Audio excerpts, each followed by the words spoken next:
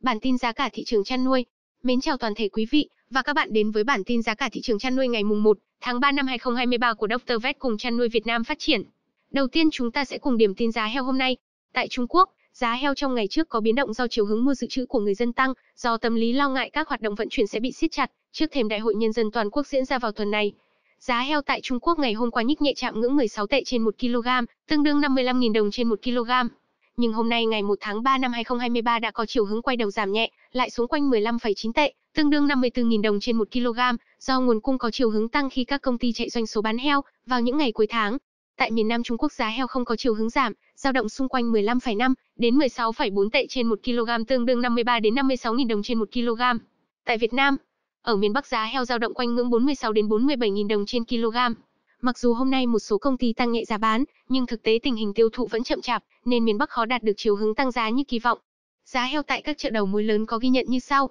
Tại chợ đầu mối heo Ngọc Lũ ở miền Bắc, do hôm qua còn tồn lại nhiều và thương lái cũng bị thua lỗ nên giảm lượng đóng, khiến lượng heo về chợ hôm nay ít hơn hôm qua vài trăm con, còn quanh mức 2.500 con. Giá heo tại chợ cũng quay quanh mức 51.000 đồng trên 1 kg với heo trọn, còn lại phổ biến ở mức 46 đến 47.000 đồng trên 1 kg, hạng heo dưới kém hơn đang ở mức 42.000 đồng trên 1 kg. Miền Nam và miền Trung, hôm nay giá heo công ty lớn có điều chỉnh thêm 500 đồng trên 1 kg. Mức giá hiện tại tại vùng đạt quanh ngưỡng 47,500 đồng trên kg, tạo lực hút heo ra miền Bắc. Tuy nhiên giá heo ở miền Bắc còn thấp nên heo ở miền Trung thường được chuyển vào Huế, Đà Nẵng để tiêu thụ. Tại chợ đầu mối Tân Xuân ở miền Nam, lượng heo nhập lò và nhập chợ giảm mạnh, đạt quanh 4.800 đến 5.000 con. Giá heo tại chợ đang dao động trong mức 53 đến 55.000 đồng trên 1 kg tùy vào chất lượng heo. Tiếp theo là thông tin giá heo giống của một số nước trong khu vực. Trong ngày mùng 1 tháng 3 giá heo giống tại Trung Quốc tăng, hiện đang ở mức 860.000 đồng trên con. Trong khi đó giá heo giống tại các nước Thái Lan lại giảm dao động ở mức giá 1.250.000 đến 1.530.000 đồng trên con. Tiếp theo sẽ là bản tin vắn giá gia cầm.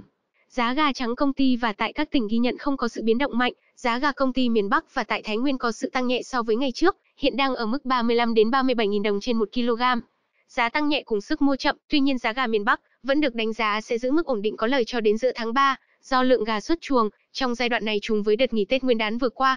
Tại miền Nam, giá gà chững lại quanh mức 28.000 đến 30.000 đồng trên 1 kg. Giá gà lông điều chỉnh tăng liên tục khiến giá gà đông lạnh được xả bán tích cực hơn, dự kiến giá gà khó vượt khỏi đầu 3 trong tuần này.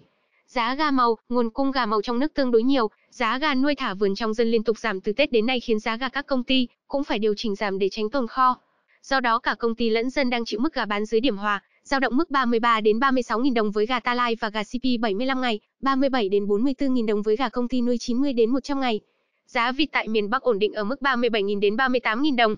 Giá vịt tại miền Nam cũng ổn định mức 39 đến 41.000 đồng, nguồn cung vịt khan dần, tuy nhiên mức tiêu thụ chưa thực sự khởi sắc chính vì vậy giá ngưng tăng và giữ mức đi ngang ổn định. Tiếp theo chương trình, xin mời quý vị và các bạn theo dõi thông tin giá cả của một số vật nuôi khác trong nước. Mọi thông tin giá cả chi tiết trong nước và quốc tế sẽ được chúng tôi cập nhật trong bản tin giá cả mỗi ngày. Hãy cùng đồng hành và đón xem bản tin giá cả của chúng tôi vào ngày mai.